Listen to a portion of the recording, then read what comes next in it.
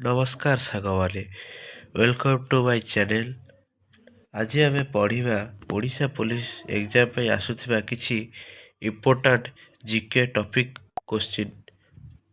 ପ୍ରଥମ ପ୍ରଶ୍ନଟି ହେଉଛି ଭାରତର ରାଷ୍ଟ୍ରପତି କିଏ? ଦ୍ରୌପଦୀ ମୁର୍ମୁ। ଦ୍ୱିତୀୟ ପ୍ରଶ୍ନଟି ହେଉଛି ଭାରତର ପ୍ରଧାନମନ୍ତ୍ରୀ କିଏ? ନରେନ୍ଦ୍ର ମୋଦି। ଆସନ୍ତୁ ତୃତୀୟ ପ୍ରଶ୍ନକୁ ଯିବା। ତୃତୀୟ ପ୍ରଶ୍ନଟି ହେଉଛି ଓଡ଼ିଶାର ରାଜଧାନୀ କ'ଣ? ଭୁବନେଶ୍ୱର। ଚତୁର୍ଥ ପ୍ରଶ୍ନଟି ହେଉଛି ଓଡ଼ିଶାର ମୁଖ୍ୟମନ୍ତ୍ରୀ କିଏ? ଶ୍ରୀଯୁକ୍ତ ମୋହନ ଚରଣ ମାଝୀ ସାର୍। ପଞ୍ଚମ ପ୍ରଶ୍ନଟି ହେଉଛି ଭାରତର ଜାତୀୟ ପକ୍ଷୀ କେଉଁଟି? ମୟୂର। ଷଷ୍ଠ ପ୍ରଶ୍ନଟି ହେଉଛି ଭାରତର ଜାତୀୟ ପଶୁ କେଉଁଟି? ବାଘ। ସପ୍ତମ ପ୍ରଶ୍ନଟି ହେଉଛି ଭାରତର ଜାତୀୟ ଫୁଲ କେଉଁଟି? ଭାରତର ଜାତୀୟ ଫୁଲ ହେଉଛି ପଦ୍ମ। ଆସନ୍ତୁ ଅଷ୍ଟମ ପ୍ରଶ୍ନକୁ ଯିବା ଆମେ। ଅଷ୍ଟମ ପ୍ରଶ୍ନଟି ହେଉଛି ଭାରତର ଜାତୀୟ ସଙ୍ଗୀତ କ'ଣ? ଭାରତର ଜାତୀୟ ସଙ୍ଗୀତ ହେଉଛି ବନ୍ଦେ ମାତରମ୍। ଭାରତର ଜାତୀୟ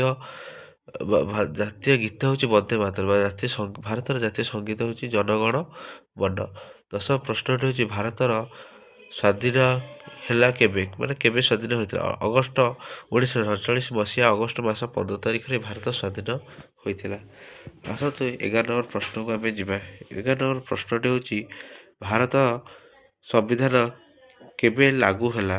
1950 ଜାନୁଆରୀ ମାସ 26 ତାରିଖରେ ଭାରତୀୟ ସମ୍ବିଧାନ ଲାଗୁ ହୋଇଥିଲା। 12 ନମ୍ବର ପ୍ରଶ୍ନଟି ହେଉଛି ଭାରତର ପ୍ରଥମ ରାଷ୍ଟ୍ରପତି କିଏ?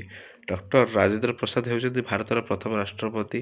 13 ନମ୍ବର ପ୍ରଶ୍ନଟି ହେଉଛି ଭାରତର ପ୍ରଥମ ପ୍ରଧାନମନ୍ତ୍ରୀ କିଏ?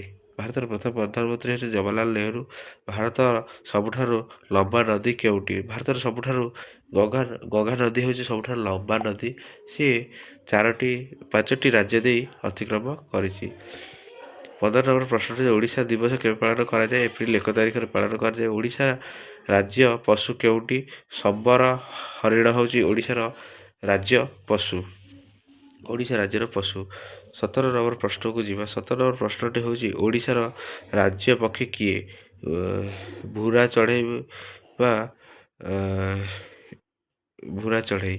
18 ନମ୍ବର ପ୍ରଶ୍ନଟି ହେଉଛି ଓଡ଼ିଶା ରାଜ୍ୟର ଫୁଲ କିଏ? ଅଶୋକ ଫୁଲ ହେଉଛି ଓଡ଼ିଶା ରାଜ୍ୟର ଫୁଲ। ଓଡ଼ିଶା ରାଜ୍ୟ ଗଛ ହେଉଛି ପିପଳ ବା ବରଗଛ ହେଉଛି ଓଡ଼ିଶାର ରାଜ୍ୟ ଗଛ। ଲାଷ୍ଟ ପ୍ରଶ୍ନ 20 ନମ୍ବର ପ୍ରଶ୍ନକୁ ଆମେ ଯିବା। ଆସନ୍ତୁ 20 ନମ୍ବର ପ୍ରଶ୍ନଟି ହେଉଛି ଭାରତ ମୁଦ୍ରା କ'ଣ? ଭାରତର ମୁଦ୍ରା ହେଉଛି ଟଙ୍କା। ଏତିକି ଏହି ଭିଡ଼ିଓରେ ଆଜି ଆମେ ପଢ଼ିଲେ 20ଟି ପ୍ରଶ୍ନ ଆଜି ଆଲୋଚନା କରାଗଲା। ଯଦି ଭିଡ଼ିଓଟି ଭଲ ଲାଗିଥାଏ ତେବେ ଲାଇକ୍ କରନ୍ତୁ, ସେୟାର କରନ୍ତୁ, ସବସ୍କ୍ରାଇବ୍ କରନ୍ତୁ। ନେକ୍ସଟ ଭିଡ଼ିଓରେ ମୁଁ ଆଉ କିଛି ଇମ୍ପୋର୍ଟାଣ୍ଟ କୋଶ୍ଚିନ୍ ନେଇ ଆସିବି। ରହିଲି, ନମସ୍କାର, ଜୟ ଜଗନ୍ନାଥ।